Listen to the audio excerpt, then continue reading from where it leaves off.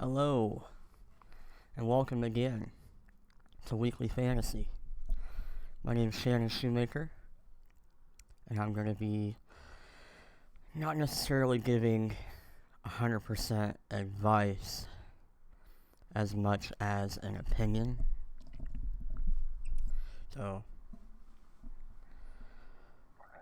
we're going to go ahead and wait about 5 minutes. I'm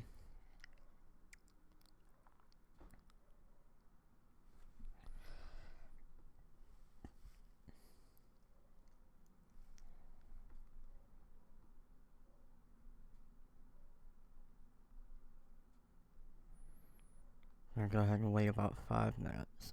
Hope you guys are having a really good day today. It's Friday once again. Gotta love it.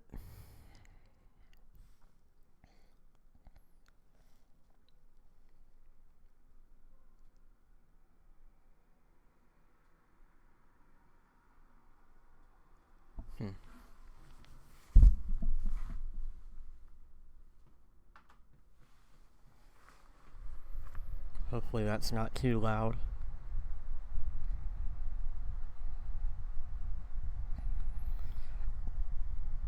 It definitely helps me, I'll tell you that. I need the fan on. It's getting way too hot up here in Ohio. Send a little tweet out. Weekly Fantasy.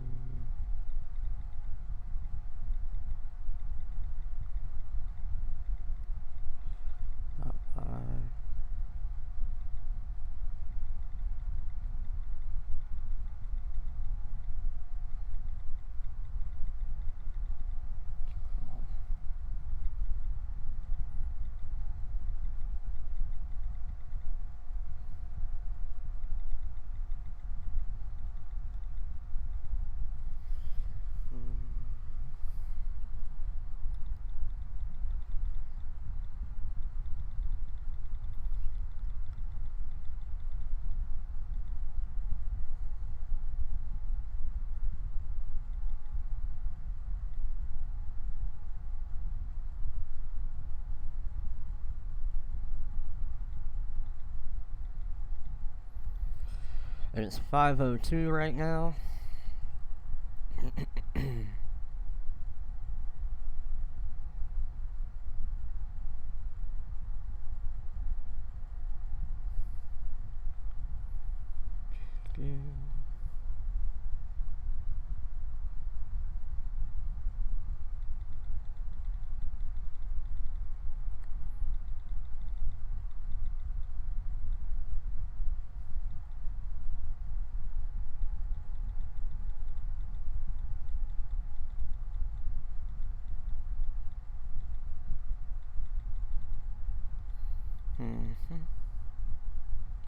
Delete. I'm gonna delete that one. Alright, 5:03.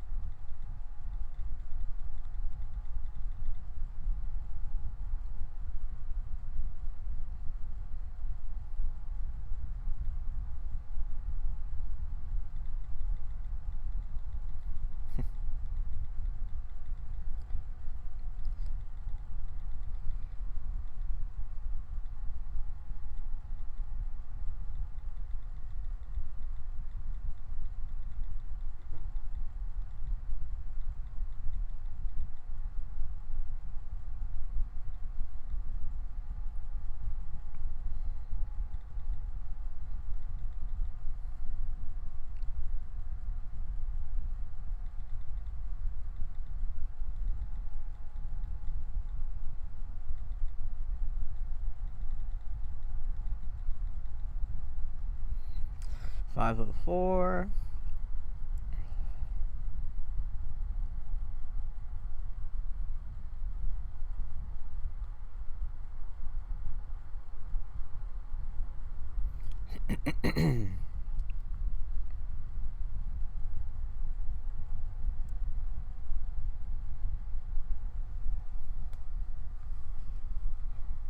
It's 5:05. Alright. Just to let you guys know again, there will not be chat. There will, however, be a phone number after the show, so you can call in. Your phone number might display up on the screen. I apologize if you want to keep that a secret. I don't think I know how to do that. I wish I did. But if you'd like to call after the show, give an opinion, suggestion, anything you're open to, just call in. I'll answer, and everybody else can gather some more information. I will let you know ahead of time, stats-wise, I don't really feel, not stats-wise, prediction-wise, I don't really feel comfortable giving 100% reliability in what I say. This is an opinionated show, you know, just like any other prediction. Anybody who's really good at sports or fantasy sports, you know, will only win about 60% of the time. So anything that I say, and I learned it this week because it bit me in the butt from last week. There were a lot of things I could have done differently. Turns out I didn't know the right protocol. So this week it's very non-opinionated. Just kind of giving you guys an overall view of the stats, who's injured this week, just kind of an overview. Alright, so this week's matchups, and I did the honor of putting in the money line.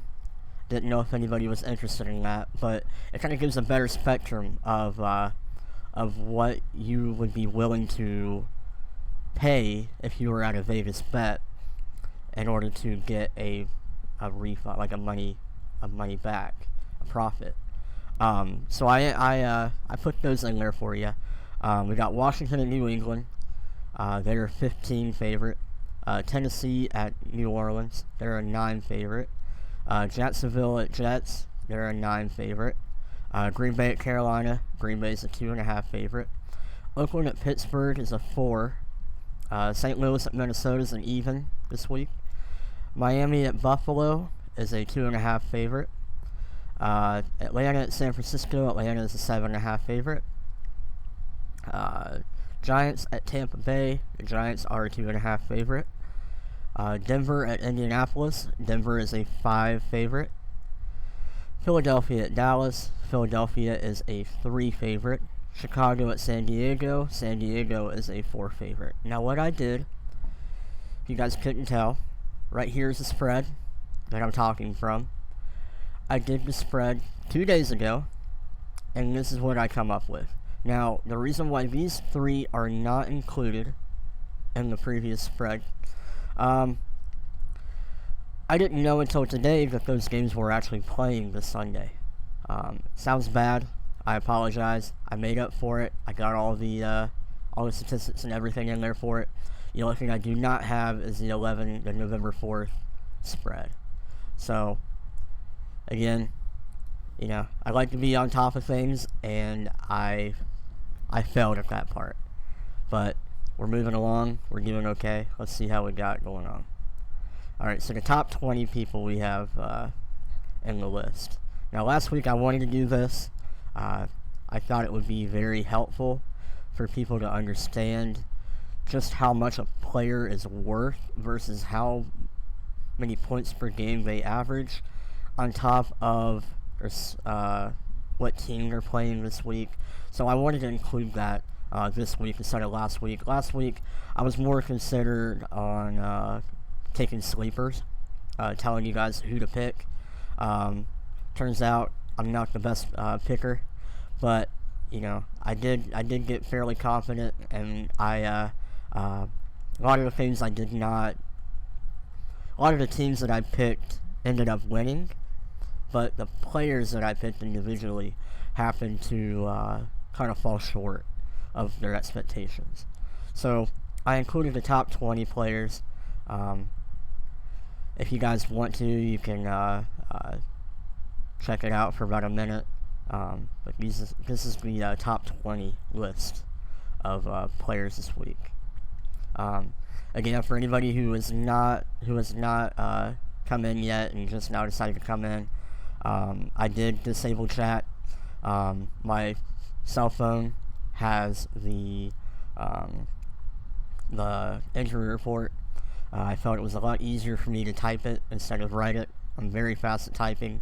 I did not, however, want to just write it out on the laptop, because I felt like it would be a little awkward seeing the layout and then a small skim picture of what you're seeing now. I felt like that was more important than me putting it on the laptop, so I have it on the iPhone. The iPhone was my chat. I could see whoever was talking to me in the Twitch chat. However, I did not get it to a point where I could get the Twitch chat and the injury report in different areas. So I had to sacrifice one. I went ahead and took the chat off.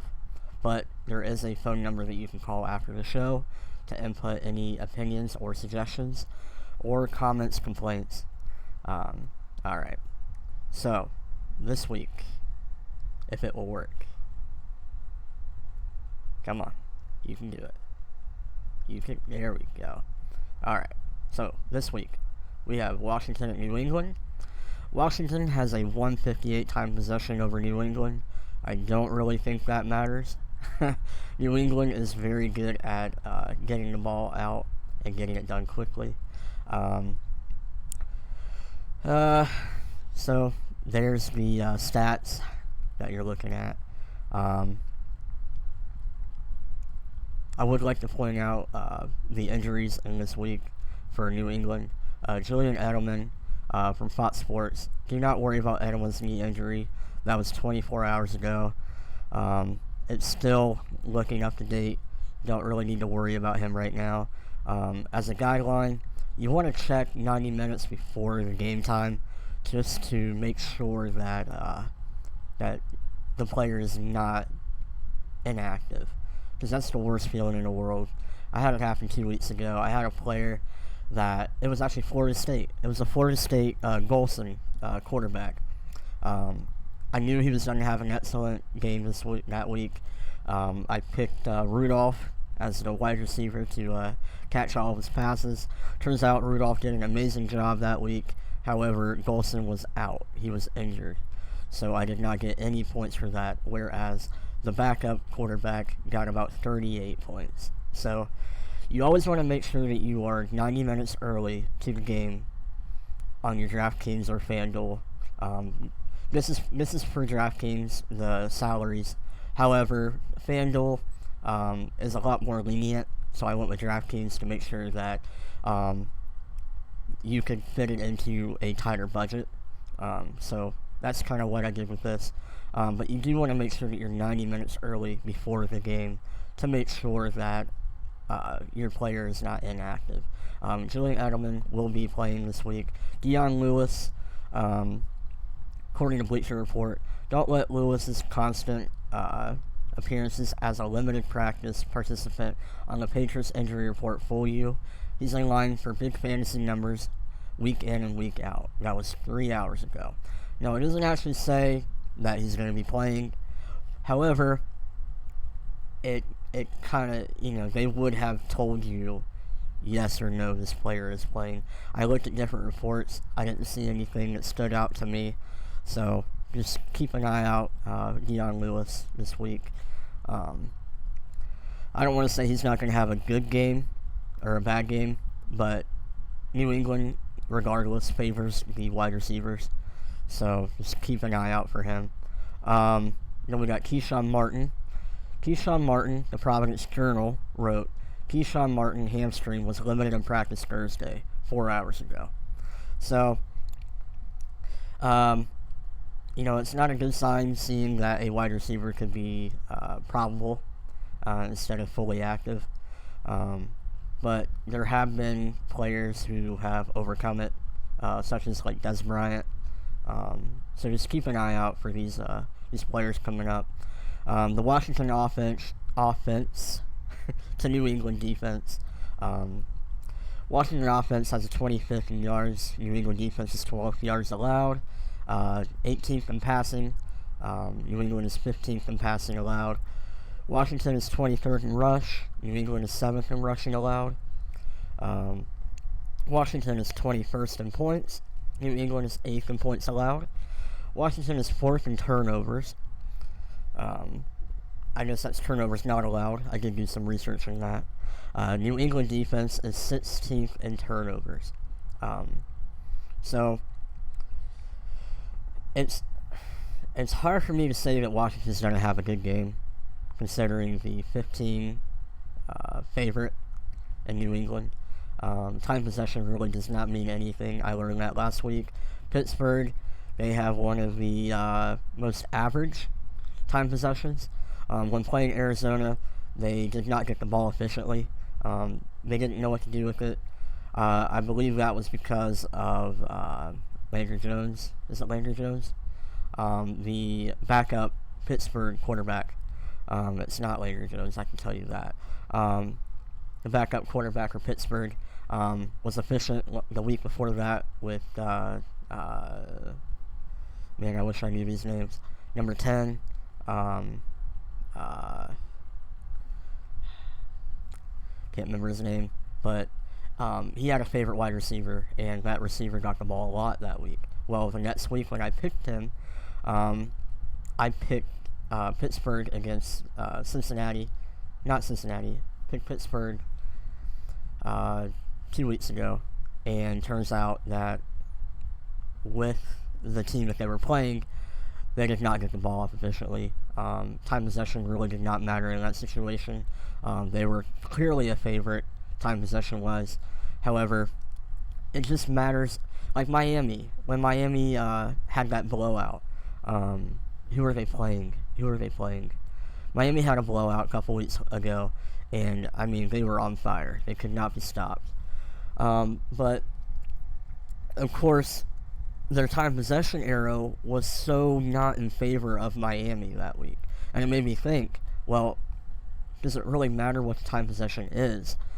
It is a good thing to think about, maybe if they favor the wide receiver or the running back more, because that can mean that the running back is more efficient in getting the ball down the lane. But another thing to consider is it doesn't matter what the time possession is if they're getting the ball off and they know exactly how to do it. So New England, well, they may be 158 reverse, favorites in time possession. It doesn't really matter because they're 15-point favorites. I mean, it doesn't matter. It doesn't matter. New England offense, 5th in yards. Washington is 17th in yards allowed. They are 30th in rush. Washington is 11th in pass allowed. They are second in pass, 11th in pass allowed. They are 30th in rush. Washington is 30th in rush allowed. New England is 1st in turnovers. Why do I keep doing that? 1st in points. Washington is 16th in points allowed. New England is 1st in turnovers. Washington is 17th in turnovers allowed. 17th in turnovers.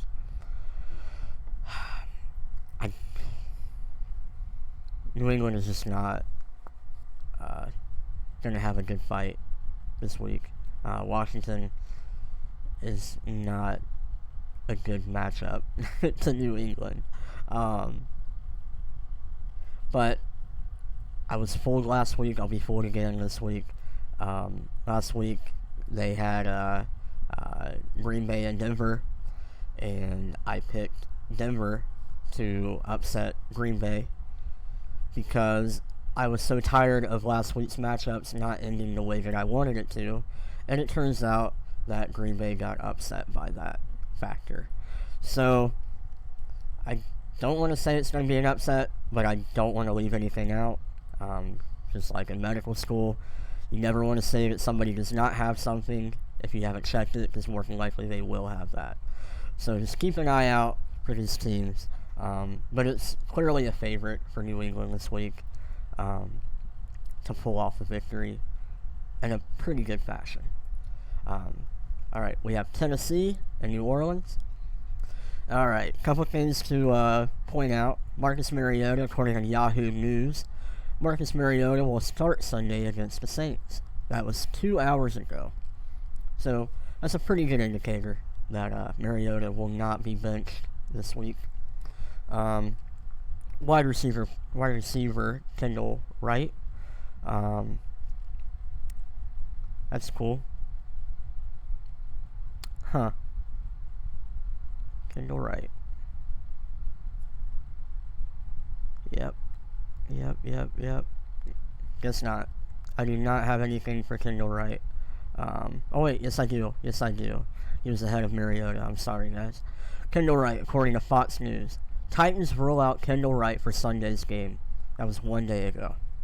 Now, like I said, 90-minute rule. Check and see if they're active or not. Never know. But turns out, according to Fox Sports, Kendall Wright will be inactive for Sunday's game.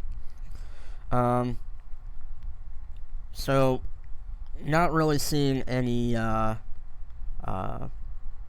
tough replacements on the Tennessee bench. I would like to see more of Dorial Green-Beckham. Last week I picked him. Turns out he was more of a fail than a progress. So I don't know. I don't want to say I'm biased, but I'm trying to figure out what player would best take his place, and more than likely I just don't see anything standing out right now. I could be wrong, but according to New Orleans, for ESPN, Willis Snead was held out of team drills in a knee injury, but the severity is unclear. I do not have the time frame stamp on that, but again, 90-minute rule, keep that in mind. Oh, also, I forgot to tell you guys. So, what I did is with these gold stars, these are the highlighted players of last week that had an exceptional game.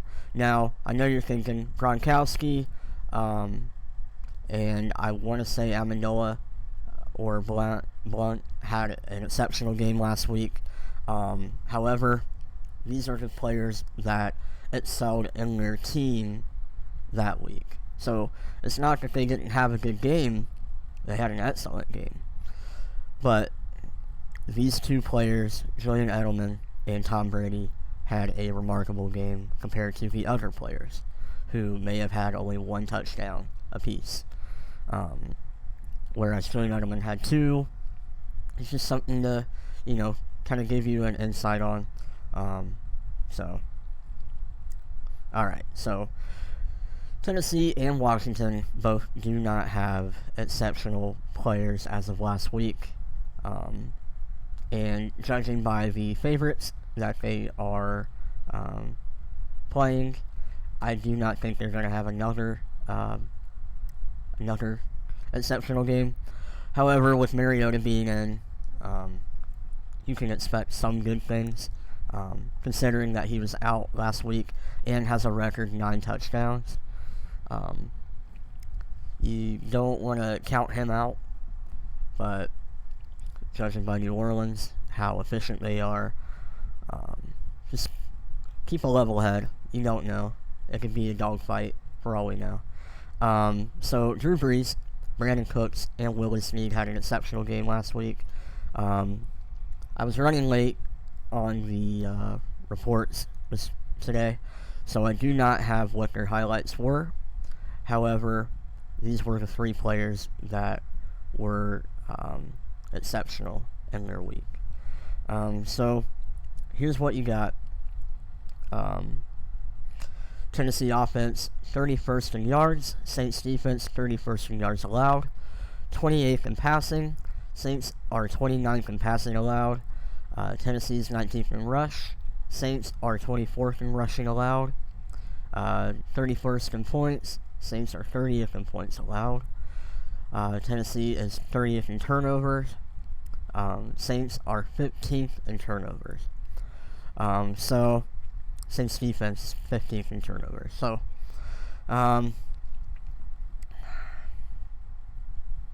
again, I don't want to say, oh, that's amazing. Oh, that's great. Oh, yeah, well, this team can do amazing this week.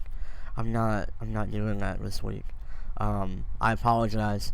I want to have 100% of the knowledge and answers to tell you that one team's going to be favored by another by this much. Expect this player to do this. I don't have it. I don't have it because last week was a little different of expectations for me. Last week I was so blind to say that something was going to happen and it didn't, and I paid severely for it in my DraftKings. However, I did have 6 out of the 8 players on my draft that some of the ESPN players were talking about. So it's a good sign that I'm doing that and I'm that proficient. But I'm leaving this up to you guys. You're going to be the one that puts the players in your roster. You're judging it off of the stats. You're not judging it off of what I'm saying. I hope not. So just let the stats do the talking. This is what I have to offer you. So hopefully it works. Saints offense, they are 2nd in yards. Tennessee is 5th in yards allowed. They are 3rd in passing. Tennessee is 3rd in passing allowed. Saints are 21st in rush. Tennessee is 21st in rush allowed. Saints are 7th in points. Tennessee is 14th in points allowed.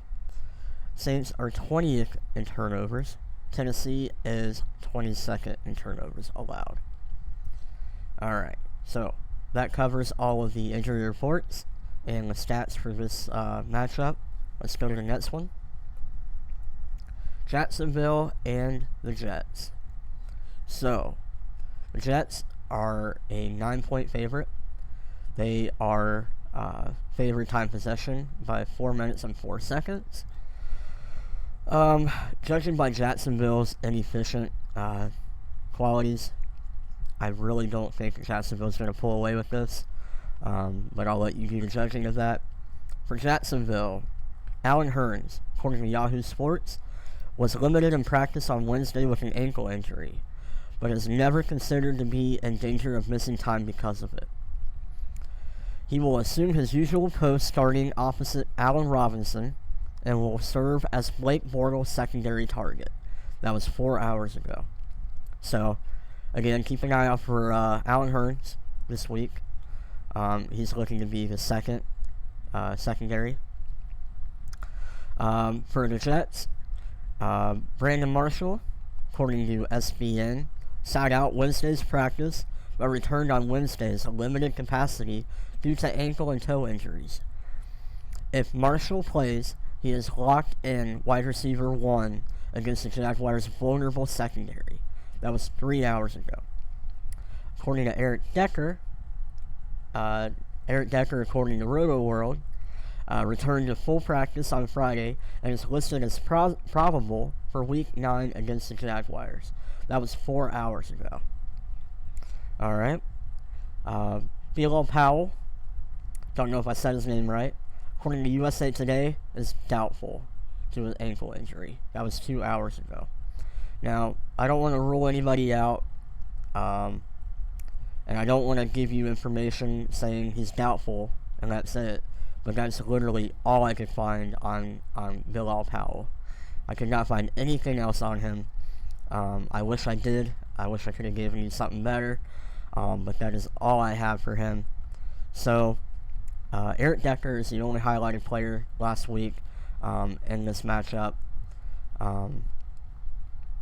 So, Jacksonville obviously does not have any highlighted players. No exceptional plays. I don't even think they scored a touchdown last week, because if they did, I would have highlighted them.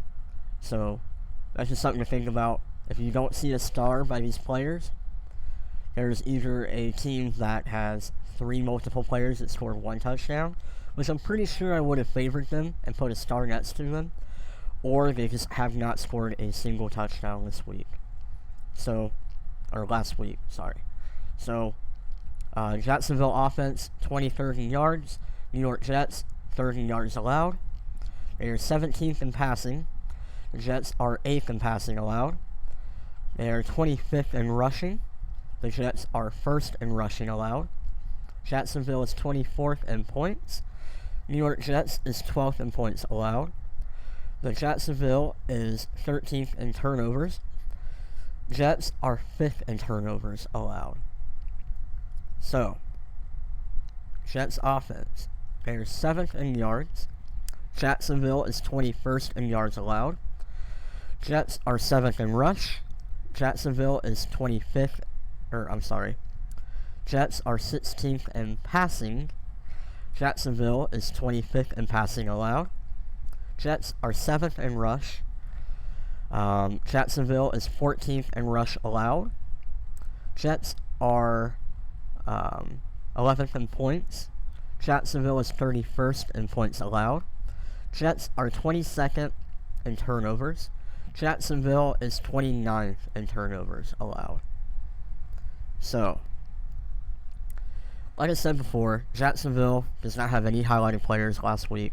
Forgetting who they were playing, but a team should have one exceptional player playing for them if they expect to win a game. Somebody needs to step up and do something. Jacksonville, obviously, last week did not make that happen. So I give the Jets the upper hand in that. I expect them to have a good game.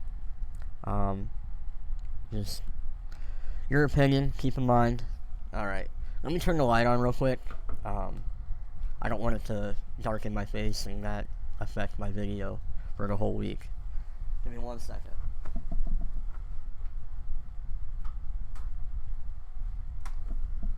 And again, for those of you who are just now joining, I have disabled chat this week. I wish it wasn't so. The only problem that I had was I had injury reports that I needed to type up. I did not have the opportunity to write the injury report and find another outlet for the chat. So I will have a phone number at the end of the show that you can call in and give suggestions, opinions, comments, complaints. So let's go ahead and move it on to Green Bay and Carolina. Green Bay is a 3-point favorite. Time possession, 38 seconds, favored by Carolina. Randall Cobb and Eddie Lacy were the highlight players of the week last week. Again, I do not have the stats for that on what they did. It sounds awful. I know it. I wish I could help you, but it just wasn't. I'm not able to give that information due to lack of timing. So, Ty Montgomery, according to numberfire.com, practiced Thursday for Green Bay and likely slots in as Aaron Rodgers' number 4 receiver. So, you can expect Ty Montgomery to be the number 4 receiver in the lineup. As for Carolina, Ed Dixon, hamstring, is on a limited practice, in accordance to the Huffington Post. So, he's on a limited practice. I do not have the timestamp on that, on when that was issued. But, in all honesty, Ed Dixon might not be the player that you would want to pick next week. And here I go again spewing information because I feel like it would bite me in the butt again. But let's get on to the offense and defense. So, Green Bay offense, they're 28th in yards. Carolina is 9th in yards allowed. They are 27th in passing. Carolina is 7th in passing allowed. They are 12th in rush. Carolina is 20th in rush allowed. They are 10th in points. Carolina is 10th in points. Green Bay is 2nd in turnovers. and Carolina is 3rd in turnovers allowed. As for the Carolina offense, they are 19th in yards. Green Bay is 23rd in yards allowed. Carolina is 29th in passing. Green Bay is 17th in passing. Carolina is first in rush. Green Bay is 25th in rushing allowed. Carolina is 4th in points. Green Bay is 6th in points allowed. Carolina is 16th in turnovers. Green Bay is 12th in turnovers allowed. So it's hard to give a outlook on this game, considering how inefficient they were at Denver last week, Green Bay.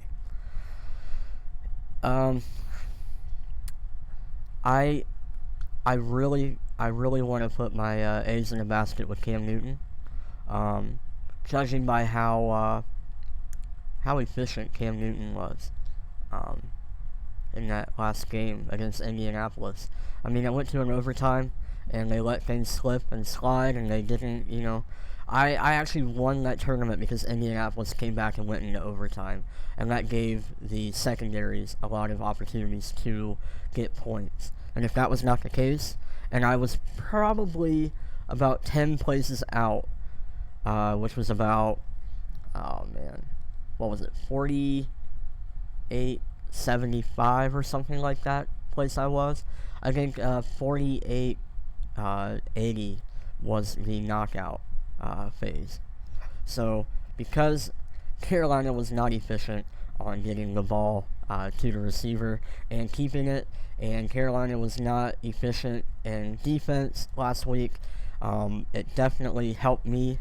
But in this situation, it's hard to say which team will come out victorious, especially since Green Bay had such a rough week last week against Denver.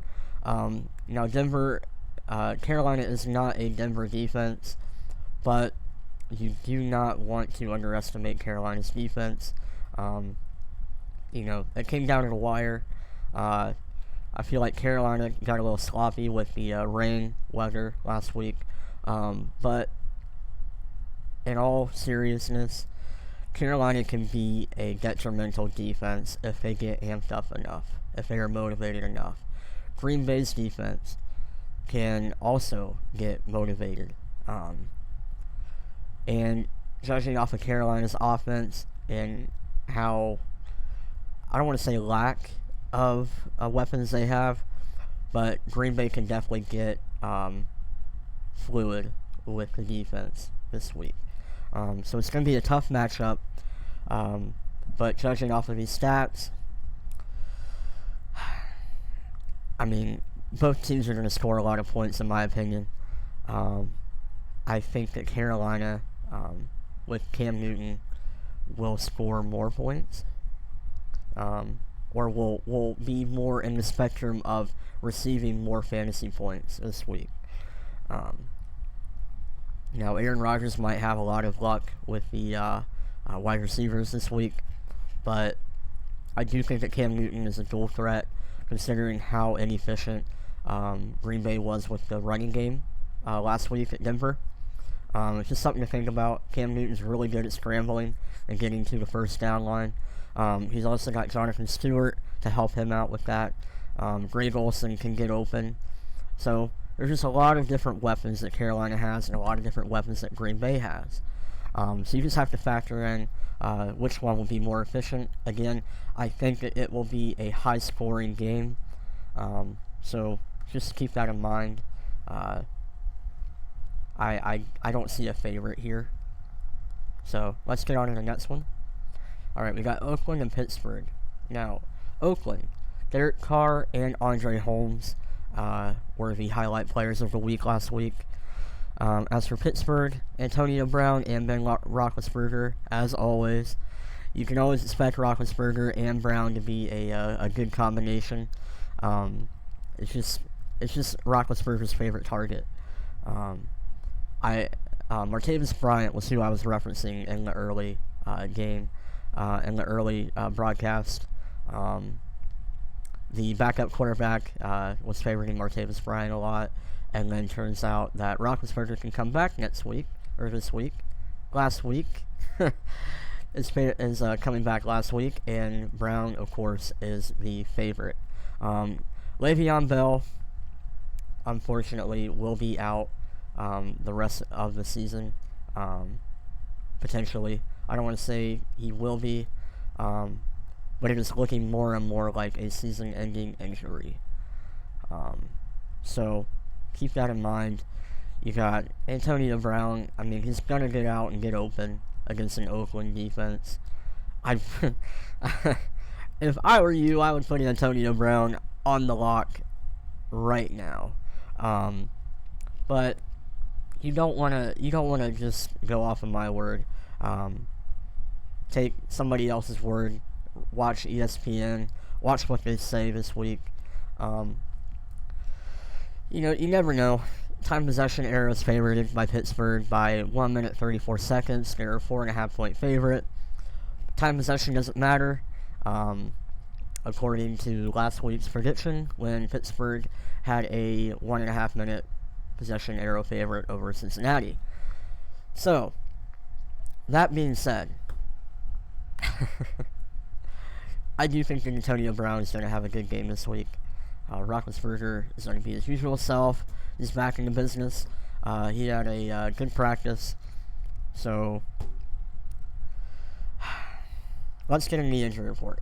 Alright. Marcus Wheaton, according to Fox News, did not practice Wednesday and is listed as probable. So, probable means that they are likely to play. But, again, the 90-minute rule, just keep an eye out for him. So the Oakland offense is 9th in yards. Pittsburgh is 20th in yards allowed. Oakland is 10th in passing. Pittsburgh is 26th in passing allowed. Oakland is 20th in rush. Pittsburgh is 8th in rush allowed. Oakland is 8th in points. Pittsburgh is 5th in points allowed. And Oakland is 11th in turnovers, which sounds awful. It means that they are efficient in not getting turnovers, by the way. Pittsburgh, defensive-wise, is 18th in turnovers. So, Pittsburgh, 20th in yards. Oakland, 26th in yards allowed. Pittsburgh is 21st in passing. Oakland is 31st in passing allowed. Pittsburgh is 9th in rush. Oakland is 31st in rushing allowed. Oh my god, 2nd in rushing allowed. Pittsburgh is 22nd in points. Oakland is 18th in points allowed. Pittsburgh is 6th in turnovers. Oakland is 10th in turnovers allowed. So, to keep that in mind, Oakland, 26th in yards allowed, 31st in passing allowed. Pittsburgh is 20th in yards, 21st in passing. It looks more like a favorite for Antonio Brown and Ben Roethlisberger. However, Oakland is very good at stopping plays. I don't know how to explain it based off their stats. I want to say that this could be a Pittsburgh could win by 8 or 9, whatever. Let's just say a 6 to 9 point win, I would say. Oakland is very good at molding themselves against an offense and figuring out what works and what does not. Like last week, I thought Oakland was just going to be just wrecked. It turns out that they actually did a lot better than I thought they would. So keep that in mind. But I do expect Antonio Brown and Roethlisberger to have a favorable game. So let's move on. St. Louis and Minnesota. Alright, so like I said before, I have 3 stars because 2 of the players have matching touchdown amounts. So that must mean that Todd Gurley and Tavon Austin both have the same amount of touchdowns last week. Quarterback Nick Foles is on that list as well. Minnesota, the 2 stars go to Stephon Diggs and Teddy Bridgewater. Last week, I did not think that Minnesota was going to do very well. I really was not pulling for him. Turns out they did awesome. Well, I wouldn't say awesome, because, once again, I do not know. I know what the scores were, but I didn't watch the game, so I couldn't tell you what clicked and what did not. But with St. Louis, the Trey Mason, according to Ramblin' Fan, which is a local news outlet, Ramblin' Fan reports Trey Mason was the only player listed on the injury report as a limited participant 19 hours ago. Now, again, he could be better, 90-minute rule, but this was the most recent thing that I have found when doing the injury reports today. And I did them today. Like, as of 3 o'clock, I did these. So, Minnesota, Stephon Diggs. According to Star Tribune, Stephon Diggs, who missed yesterday's practice with a hamstring injury, returned to practice today as a limited participant. So, keep that in mind. He's one of the favorites. People love him. But he did have a limited practice today. You don't want to put all your eggs in one basket with a guy who's $5,300 and might only get like 10 receptions. Or, not 10 receptions, I'm sorry. Might get 3 receptions. You don't want to have a $5,300 athlete who you expect to be a first string turn out to be a secondary and get, backup receptions. So for the St. Louis offense, they're 30th in yards. Minnesota is 7th in yards allowed. St. Louis is 32nd in passing. Minnesota is 9th in passing allowed. St. Louis is 3rd in rushing. Minnesota is 15th in rushing allowed. St. Louis is 28th in points. Minnesota is 2nd in points allowed. St. Louis is 13th in turnovers. Minnesota is 21st in turnovers allowed. Minnesota is 29th in yards. St. Louis is 6th in yards allowed. They are 30th in passing. St. Louis is 10th in passing allowed. Minnesota is 5th in rush. St. Louis is 9th in rush allowed. Minnesota is 23rd in points. St. Louis is 4th in points allowed. Minnesota is 8th in turnovers. St. Louis is 7th in turnovers allowed. So, what do I feel about this matchup? Well, I believe that Minnesota is a 3-point favorite only because of how good St. Louis's defense is. And I will explain. I believe that is the case because St. Louis has a very, very good defense. Now, Todd Gurley, the running back, is exceptional. Tavon Austin is exceptional. Nick Foles has a way of getting to Tavon Austin, so he in turn is fairly good.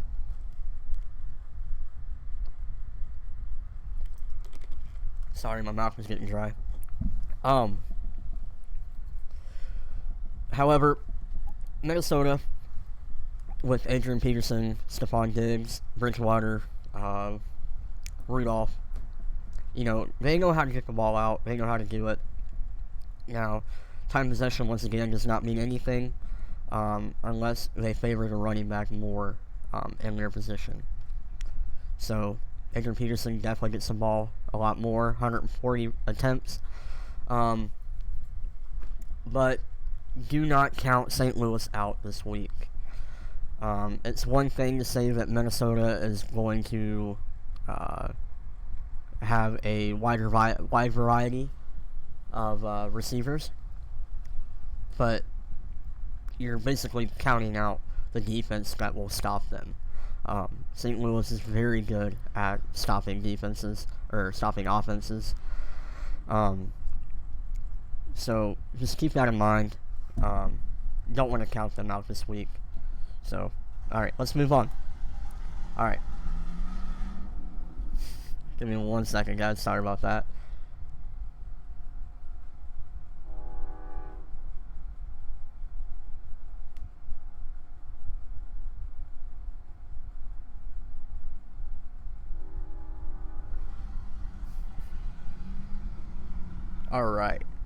Alright.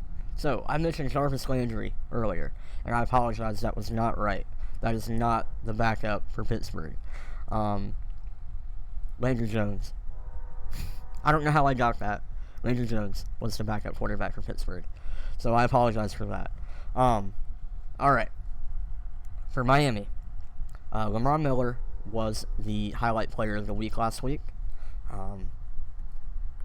And for Buffalo, Robert Woods was the highlight player of the week last week. Now, I know what you're thinking. $3,500. Why would that be? Well, that's because the player... you know what? I can't even explain it. It's just, it's luck. It's called skill games for a reason, ladies and gentlemen. You never want to count a player out even if they look like this, because you never know if a defense is not good enough or is strong but has a weak like a safety, then you're going to find the defense is going to try and compensate for that safety being weak, which means a player will either get open, like 50-yard pass open, or the safety's going to drop or go forward and move in towards the cornerback area, just like a tight slant route, while another player will try and pick up. And this goes into factor if the safety is bad against a player, or if the player is really good, they might swap positions, or the player has been injured and that makes the backup safety less efficient. So, again, I don't know why Robert Woods was favored. I did not watch the highlight. But he was the favorite last week. I applaud him for that. So, Jordan Cameron, according to SB Nation, popped up on a report on Thursday with a hamstring injury, but returned at a limited capacity on Friday. Midweek injuries are never good news for a player's availability, but it appears Cameron is on track to suit up on Sunday against the divisional rival Buffalo Bills. If he plays, he can be considered a touchdown-dependent tight end too. So, that being said, keep an eye out for Jordan Cameron if he plays. 90-minute rule. Running back Damian Williams, according to MiamiDolphins.com. Damian Williams, who has been nursing a thumb injury, did not practice Friday because of illness. Now, you never know. A player might get sick, they might stay sick, they might get better, they might feel better. Depends on what illness it is. And they're not going to disclose that information with you, because if the player decides to come back in with the flu, well, there you go. He's going to be vomiting. He's not going to have very much energy. The players are going to look at him like, I'm gonna smack you. I'm gonna smack you, defense-wise. So, Sammy Watkins, according to sports.espn.go.com, Sammy Watkins is questionable for Sunday's game against the Miami Dolphins after being held out of Friday's practice because of ankle soreness, but Watkins expects to play, saying, "I'll definitely be out there," which he said to ESPN staff writer Mike Rodak in his article. So, let's get to the notes. Miami offense is 15th in yards. Buffalo is 13th in yards allowed. Miami is 15th in passing. Buffalo is 20th in passing allowed. Miami is 17th in rushing. Buffalo is 6th in rushing allowed. Miami is 18th in points. Buffalo is 19th in points allowed. Miami is 19th in turnovers. Buffalo is 13th in turnovers allowed. Buffalo offense. They are 24th in yards. Miami is 24th in yards allowed. Buffalo, 25th in pass. Miami, 19th in passing allowed. Buffalo, 11th in rush. Miami is 26th in rush allowed. Buffalo is 9th in points. Miami is 20th in points allowed. Buffalo is 17th in turnovers. Miami is 24th in turnovers allowed. Alright, so what do I think about this game? I don't. Because it's nice to see Buffalo doing so well in the defense. And that's not very good. You know, it's just comparing them to Miami. And according to Miami, Buffalo's defense, I don't even know why I did this. This should be a red. So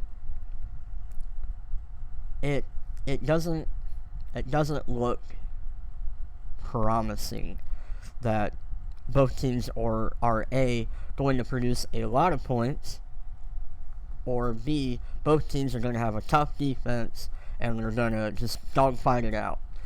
I couldn't tell you.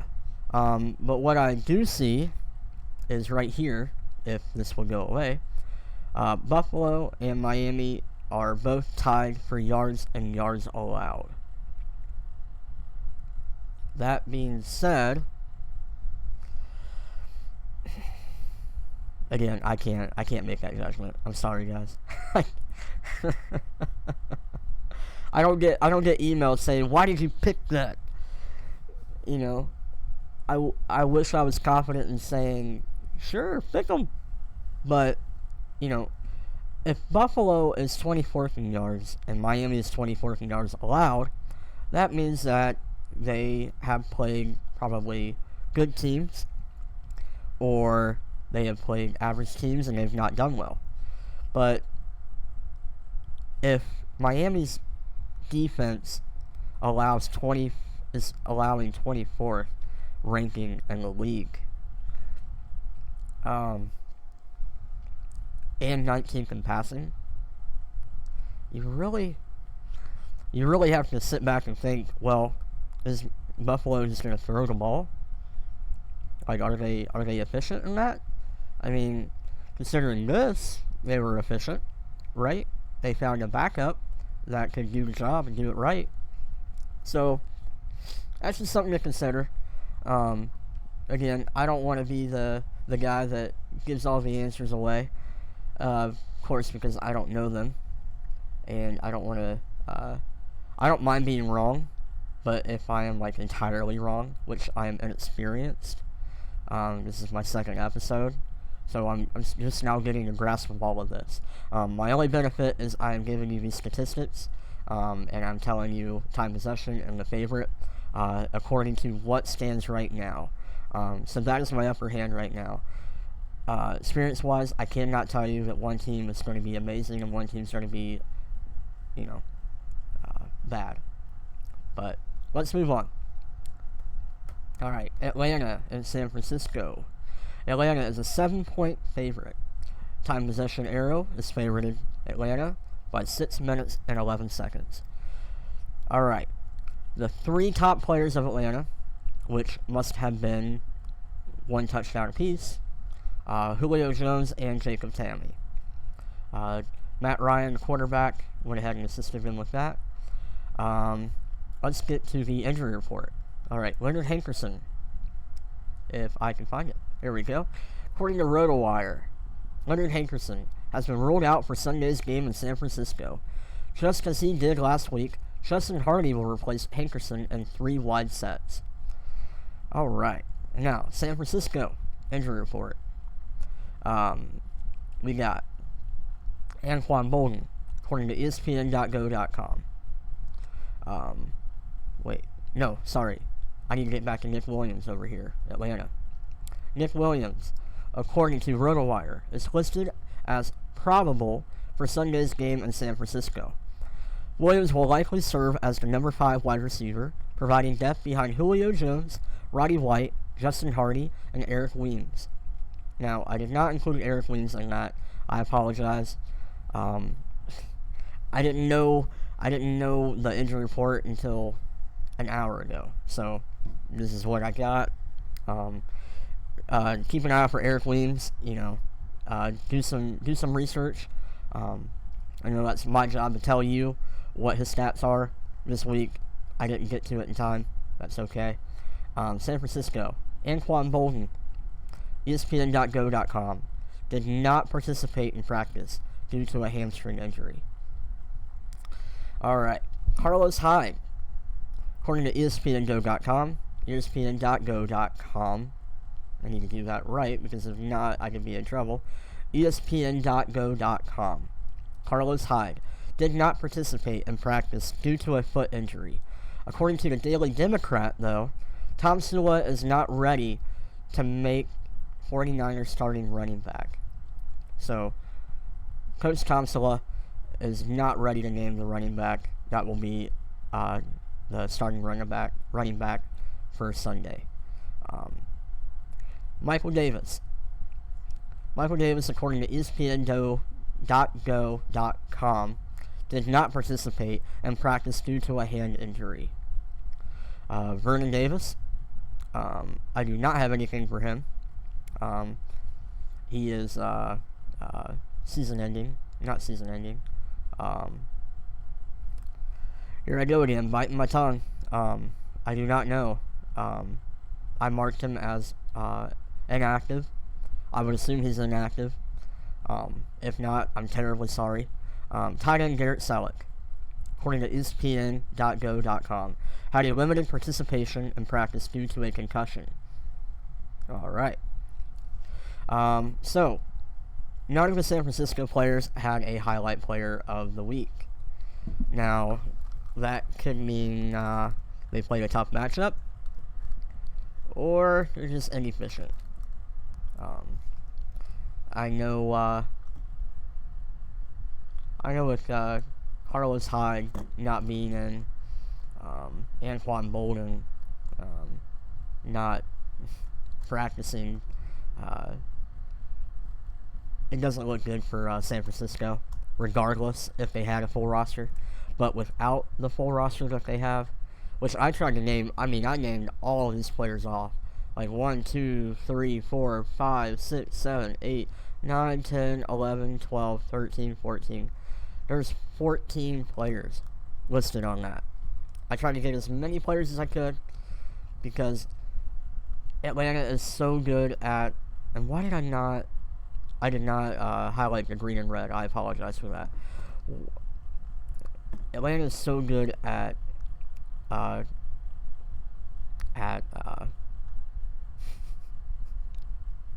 Atlanta is so good at defense that they, with the San Francisco in perspective, they're so good at defense. San Francisco is not going to find a rhythm this week. They have too many players out this week. They're not producing stellar numbers. If I could give a prediction this week, Atlanta's going to win, and they're going to win by 14. That's pretty safe to say, but Atlanta's going to win by 14 points. Alright? So here's my one prediction for the week. You got my one prediction. Alright? Okay.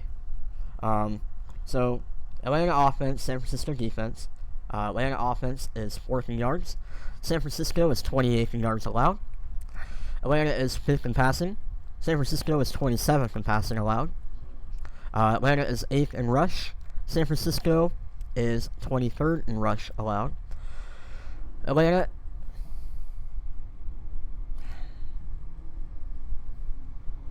hang on.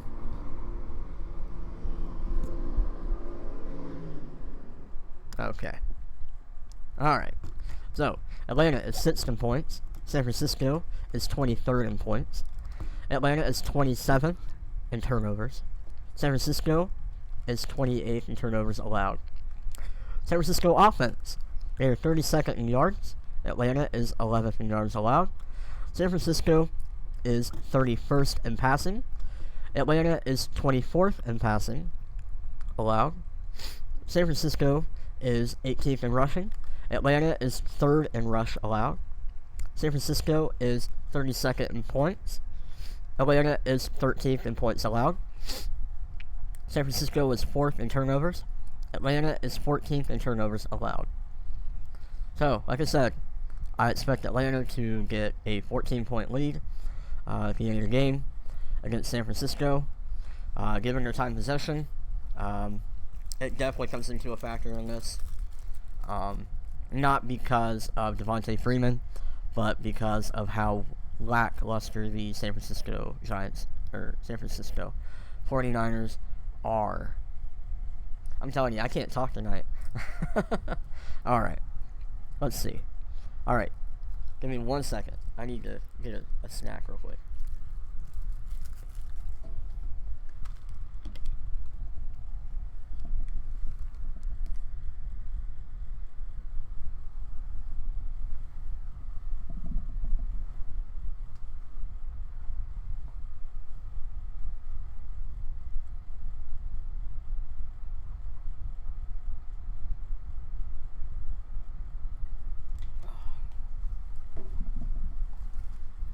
Alright. Sorry about that. Alright. New York Giants at Tampa Bay. Giants have a 3-point lead. Time possession, 109. Favored by the Giants. Odell Beckham and Eli Manning were the highlights last week. For Tampa Bay, they were Jameis Winston and Cameron Brate. So, with the injury report, Ruben Randall, according to Scout.com, despite hurting his hamstring on Sunday, Randall is hopeful he can start against the Bucs this week. He did not participate in practice with the team on Wednesday and was limited on Thursday.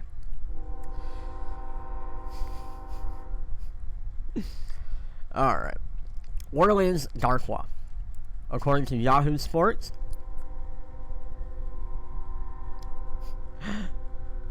Orleans Darkwa, according to Yahoo Sports, returned to practice and is expected to play on Sunday. Alright.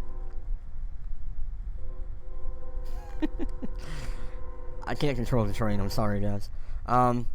So, Vincent Jackson, according to ESPN's Adam Asselford, did not practice Friday, making his 6th consecutive missed practice.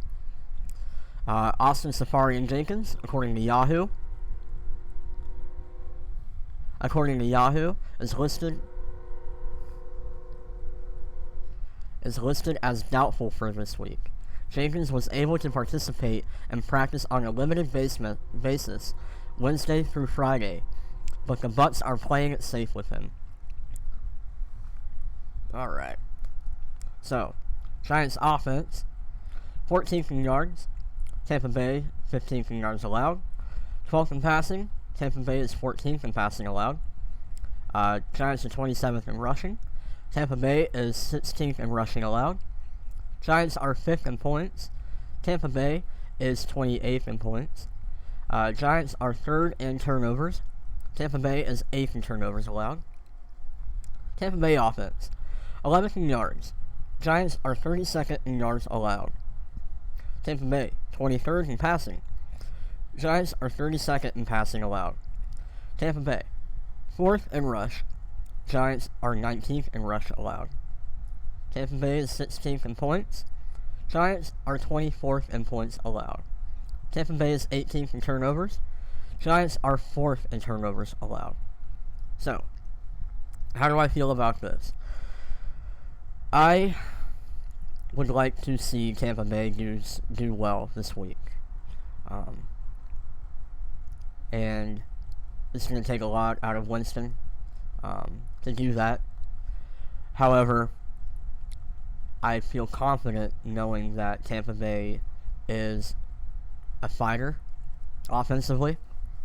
Now, am I going to say that Giants aren't going to score 30-some points? Sure. But I believe that Tampa Bay is able to keep up with them at about a 0.7 pace. So, if they have, say Giants have 30 points. I would expect Tampa Bay to be at about the 24 or 27 point mark. Like, they're really good at getting right up to the opponent and points wise, and they just manage to get by every game. I don't know how they do it. They're so efficient at that.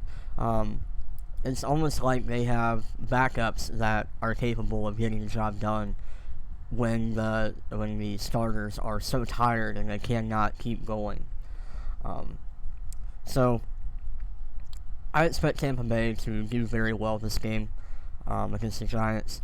Doesn't mean the Giants aren't going to score well. Knowing the Giants and Eli Manning and Beckham, they're good at what they do, but Tampa Bay as a whole, at home, I expect Tampa Bay to do pretty well this week. Alright, so Denver and Indianapolis. Denver is a 5-point favorite. Time possession arrow favors Denver by 2 minutes and 16 seconds.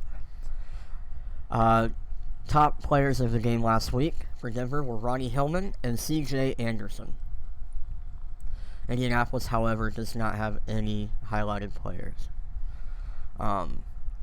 As for Ronnie Hillman, according to the DenverPost.com, was listed as questionable, but Kubiak expects him to play and start Sunday. That's a good sign.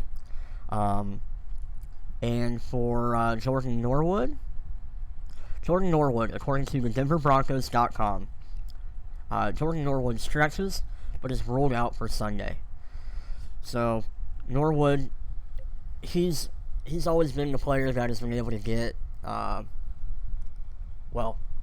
I don't want to say he's always been, but at the Detroit Lions game this season, he was the one that got in the end zone a lot, even though he doesn't have any touchdowns. He was the player that I saw upset my DraftKings.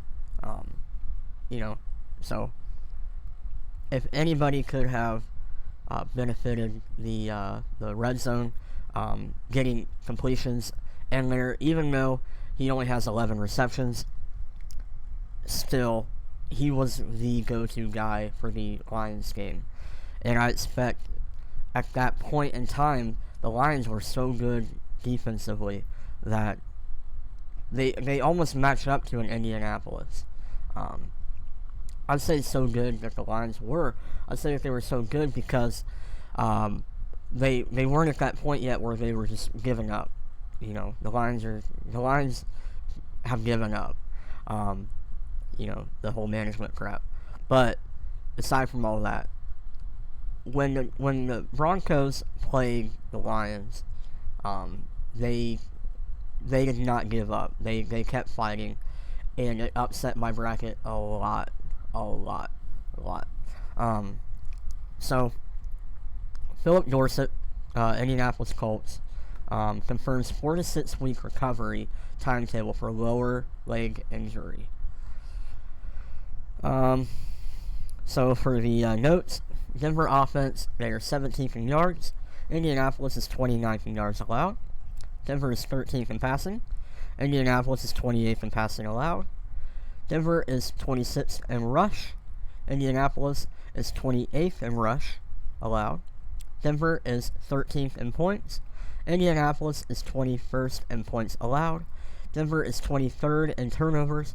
Indianapolis is 23rd in turnovers allowed. As for the Indianapolis offense, they are 16th in yards. Denver is 1st in yards allowed. Indianapolis is 14th in pass.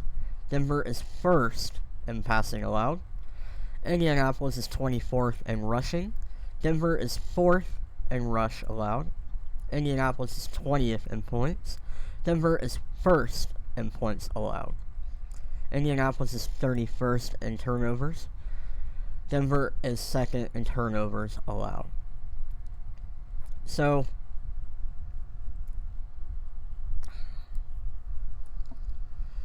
Denver is going to win. Here's my... I said I wasn't going to do a prediction, but I'm very unpredictable. Denver is going to win. Maybe not by a lot, considering how efficient Indianapolis is at coming back. I mean, when that defense came down on Carolina last week, they didn't know what to do. They didn't know. You know, they could not find an option. And, I mean, that whole second half was just Indianapolis just pounding Carolina. As for Denver, last week against Green Bay, they did what they had to do. They fought till the end. Denver is a harder defense to combat with. I'd say Denver is going to win by... Oh, man. And I could be so wrong by this, but 10 points. And I say I could be so wrong because I would expect that Denver would beat Indianapolis by at least 21. But because of how efficient Indianapolis was, they pretty much found themselves last week. You know, they came out of the woodworks. Nobody expected it. You know, people were thinking that Andrew Luck was going to have an amazing game, but it didn't look so efficient in the first half. And it wasn't until the second half when Indianapolis, their defense, kicked it into overdrive and gave Andrew Luck that motivation to come through and make something of it. So, because of the Indianapolis defense, I think that Denver is going to win by only 10 points next week. Alright, Philadelphia at Dallas. Philadelphia is a 3-point favorite. Dallas, time possession, 7 minutes and 14 seconds. Which is a lot. I won't lie. That is a lot of time possession. Literally, I think that Dallas is on the top and Philadelphia is at the bottom. I'm not kidding. You can go check. That's how different time possession is here in this retrospect. So, highlight players of the game last week. Ryan Matthews, $3,700. He had an amazing game last week.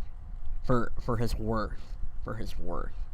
I can't tell you the stats of what he did, but for his worth to come out and achieve what he did for $3,700. I mean, you know, it happens every week, but there's only about 2 or 3 players that do that, if that. So we got Ryan Matthews. Unfortunately, he was limited. Well, not limited, but he was probable.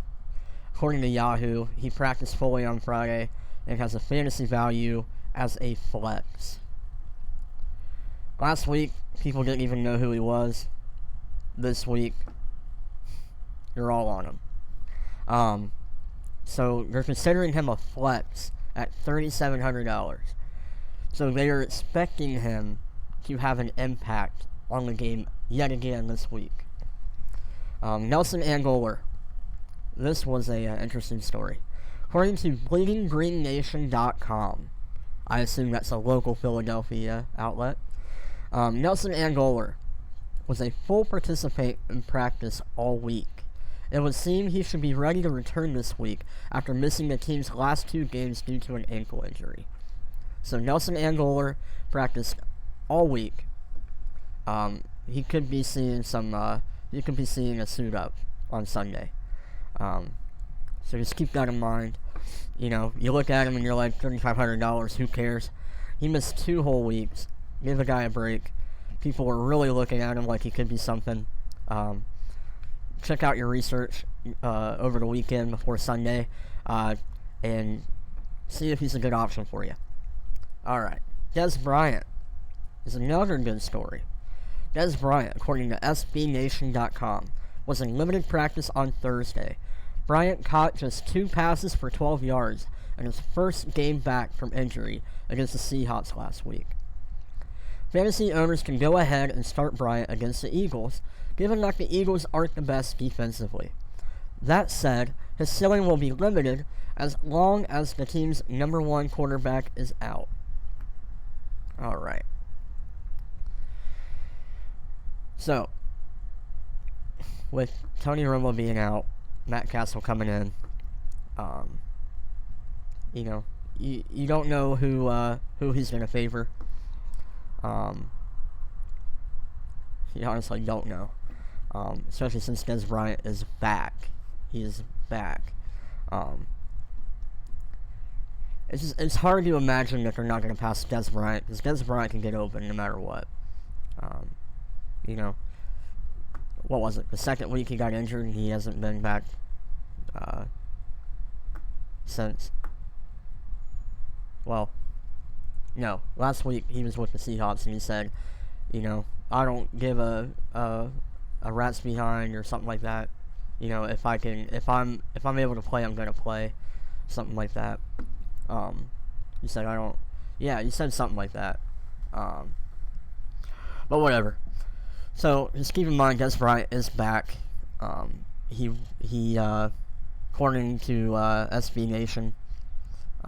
So the notes: Philadelphia offense, 13th in yards.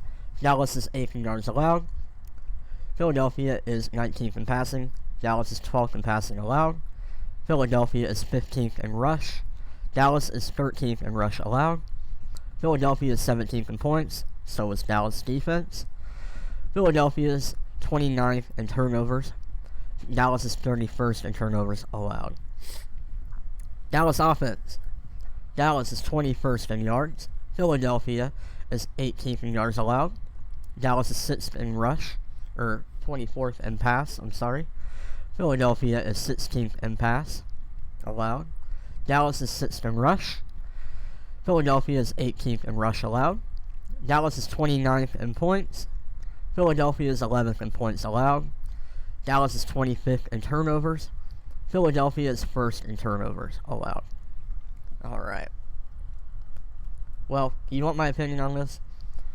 It's hard for me to give it because the time possession is so there. You know, you can't avoid it when it's that high. I don't know why they're 3-point favorites. I would assume that Ryan Matthews can go ahead and do something. Nelson Agholor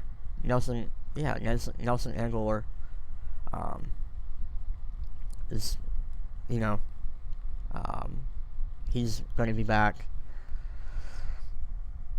I hope. You know, it's probable. I can't say it. He's yellow. He's probable. Sorry. Can't say he's back.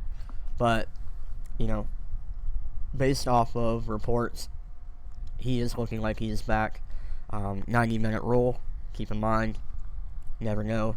Things might change. My opinion on this...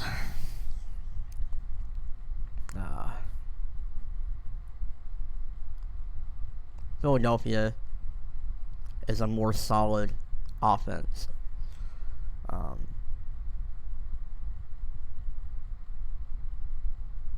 But Dallas is strong at stopping that offense. You know, with the Greg Hardy incident, those guys get pumped. They get motivated. And I don't want to be the guy that says Philadelphia's just going to run all over them. Because when I see Dallas get pumped up, it would be like they're intimidating me on my pick. So, in retrospect, in perception, I want to say Philadelphia's going to win. I'd say it's a game-ending field goal. That's what I would say. Because I don't believe that Philadelphia is strong on offense. But neither is Dallas. You know, Darren McFadden, Josh Randall of the Cowboys, you know, they might have a good game. But what do you expect, you know, out of Matt Castle? You know, so you have to rely on the running back. In all honesty, you know, Bradford, yeah, you know, he's got weapons, but Dallas is good at exploiting those weapons. So I'll say it's a game-ending field goal for Philadelphia to win it. And that's my goal. That's my call. Alright. Alright. Chicago and San Diego. San Diego is a 4-point favorite. Time possession arrow favors San Diego by 57 seconds. Chicago, their highlight players, Alshon Jeffrey and Jay Cutler. San Diego's highlight players, Phillip Rivers and Malcolm Floyd. So, Matt Forte, according to the Chicago Tribune, is still sidelined ahead of Monday night game against the Chargers.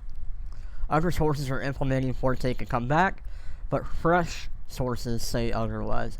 And that last part, the other sources are implementing, was by me. That was not from the Chicago Tribune. That was by me. Other sources are, in fact, saying Matt Forte could come back this week. I don't see it happening. But, again, 90-minute rule. These guys are athletes. They get paid to work through the pain. So just keep an eye out.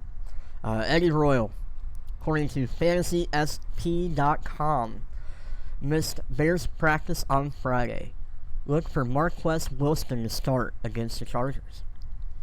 So there you go, Marquess Wilson, a guy who really didn't get a lot of attention last week. Could be a good starter. Alright. Now, Darius Green. Why did it say oh yeah, I'm sorry, Cameron Meredith. I was like, why is there Cameron Meredith on there? Cameron Meredith, according to SportsWorldReport.com, is dealing with an ankle injury. This could add pressure for Martellus Bennett. So, they're saying that Marquess Wilson and Martellus Bennett could be starters on Sunday. Now, as for San Diego, with Darius Green, according to NumberFire.com, Darius Green watched the Chargers practice Thursday with a protective boot on his left foot. That's not good. He is out. Alright, so for the notes, Chicago 27th in yards, San Diego is 19th in yards allowed. Chicago is 22nd in pass, San Diego is 13th in pass allowed. Chicago is 16th in rush, San Diego is 27th in rush allowed. Chicago and San Diego, offense and defense, are 27th in points and points allowed. Chicago is 9th in turnovers. San Diego is 30th in turnovers allowed. San Diego offense, they're 1st in yards. Chicago is 10th in yards. San Diego is 1st in yards. Chicago is 4th in passing allowed. I meant to say Chicago defense is 10th in yards allowed. San Diego is 29th in rush. Chicago is 29th in rush allowed. San Diego is 14th in points. Chicago is 29th in points allowed. San Diego is 21st in turnovers. Chicago is 25th in turnovers allowed. So, man. Pretty much.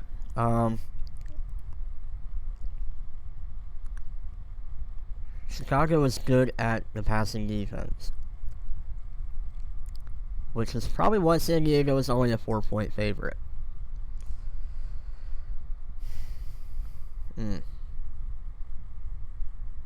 This is hard. Because not only are we dealing with players who are out and players who are being substituted, you don't know what those substituted players are capable of. It'd be different if we could see them all season long and say, yeah, this player is efficient. We know he's going to do well against this team. We haven't seen this. So, San Diego, I feel like they would win by a touchdown. That wasn't so hard. But watch me bite those words later on. Alright. Now, it is my favorite time of the session. Here's my contact information. ShannonShoemakerJournalism.com is where I'll be posting this video. On Twitter, Shan2Z Rescue. And shannonshoemakerjournalism@gmail.com is my email if you have any complaints, comments, questions, suggestions. If you have any opinions or suggestions right now, you are more than welcome to call live on air. My number is 614-835-7877. And please do not hesitate to call. Please. Last week, nobody called, and it made me sad, but I understand, you gotta appreciate people coming no matter what. If they don't call, they watch. I don't care, that people don't call. But, it's fun to me. It's fun to me to see people call in and give their opinions or suggestions. So, feel free to call. This will be on for 5 minutes, and then I will give my 10-minute rundown.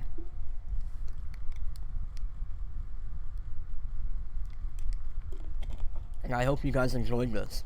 I really do.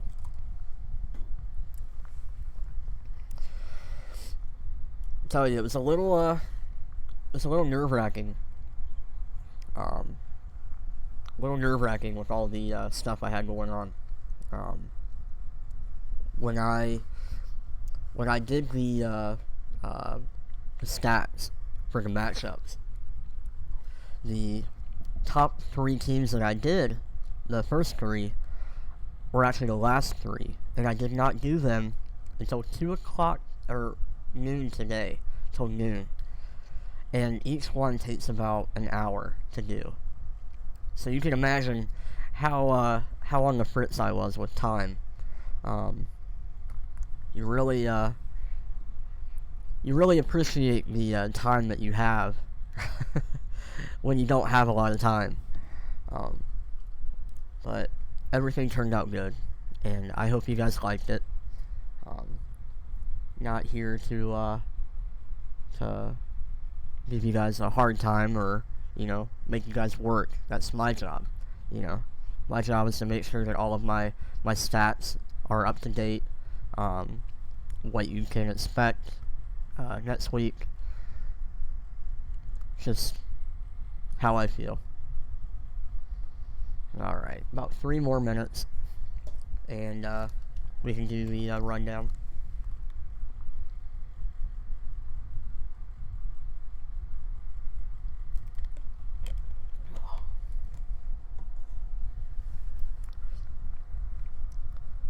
I really wish I had chat. You know what? I will put chat on right now, because the injury report is over. Give me 1 second, and I will tell you when would be a good time to comment. Alright? Because I know I have some people that really want to talk, but they can't, because I don't have any oh, cool. Well, it says I'm playing The Sims 3. I apologize for that, guys. So, chat is on. Chat is on. Go ahead and comment if you'd like.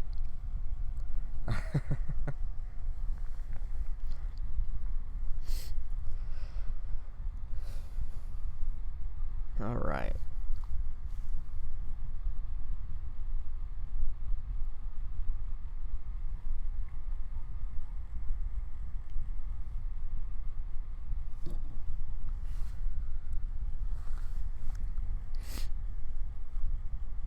I feel like this took a lot, this is a lot quicker of a broadcast than last time. Last time was 2 hours and 15 minutes.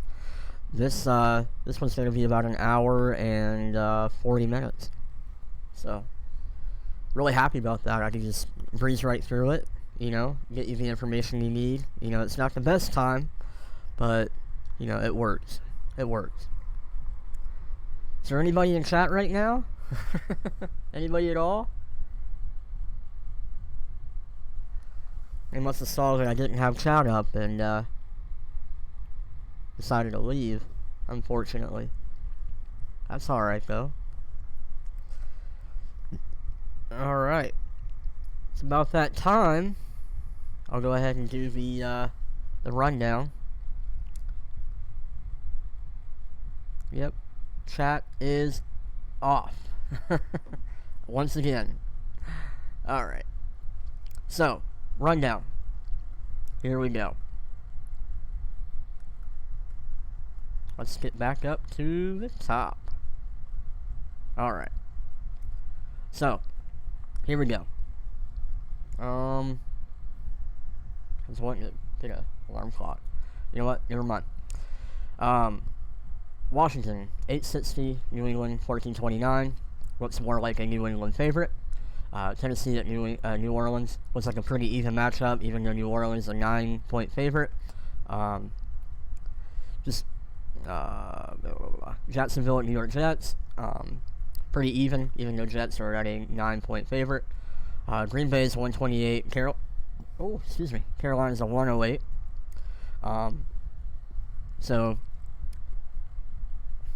Wait, what am I saying? That's not accurate. I apologize. So Washington's an 860. New England's a 1429. So New England is a favorite. I mean, like, the favorite. Tennessee at New Orleans, 9-point favorite. Jets are 9-point favorite. Green Bay is a 2.5-point favorite. As of November 4th, they were a 3-point favorite. Pittsburgh is a 4-point favorite. As of November 4th, they were 4.5. St. Louis and Minnesota is an even for some reason. As of November 4th, they were Minnesota was favored by 3. Miami at Buffalo. Buffalo is a favorite by 2.5. November 4th, they were a 3-point favorite. Atlanta, 7.5-point favorite. As of November 4th, they were a 7-point favorite. Giants at Tampa Bay. Giants are a 2.5-point favorite. As of November 4th, they were a 3-point favorite. Denver at Indianapolis. Denver's a 5-point favorite. They stayed the same for November 4th. Philadelphia at Dallas. Philadelphia's a 3-point favorite. November 4th, they were a 3-point favorite. Chicago at San Diego. They remain the same, 4-point favorite. San Diego. Let's get back to this. New England. Keep an eye out for Edelman, Brady. Washington, I don't expect a whole lot from them. Tennessee, New Orleans. Keep an eye for Drew Brees. I'd like to say that Willie Snead will be back in, but I don't think he will. Brandon Cooks could be in and be a good position. Jets, keep an eye out for the Jets. Jacksonville, they're just not looking so hot in this matchup. 4.04 4-minute time possession favorite, 9-point favorite. Eric Decker was the main guy last week, but he's probable this week as of 4 hours ago. Brandon Marshall, we're looking at a return. Could be a wide receiver 1 to the Jaguars' vulnerable secondary, according to SBN 3 hours ago. Green Bay, Ty Montgomery, he's likely a number 4 receiver. Aaron Rodgers, and against Carolina, I mean, you don't know what could happen, but I think that it'll be a close game. They're going to be putting more points up than any other team, in my opinion. They're good at offense, they're not good at defense. So, Randall Cobb and Eddie Lacy were the highlight players last week. Keep an eye out for them. Cam Newton, keep an eye out for him. Greg Olsen, Jonathan Stewart, Ted Ginn. I mean, he's kind of a 30-70 favorite. So, Funches seems to know a way to get in there. But Oakland and Pittsburgh. Pittsburgh's a 4.5-point favorite. Time possession, 1 minute, 34 seconds. Look out for Antonio Brown and Ben Roethlisberger. They will be my 2 favorites going into this draft. Derek Carr and Andre Holmes. They were the 2 favorites last week. Oklahoma's really good at stopping the game, but with Pittsburgh being what they are, they're going to turn around and they're going to do very well this week, I believe. Just keep an eye out for Brown and Roethlisberger. Could also keep an eye out for D'Angelo Williams. He will be covering for Le'Veon Bell this week. St. Louis at Minnesota. Minnesota's a 3-point favorite. Time possession arrow favors Minnesota, 3 minutes and 15 seconds.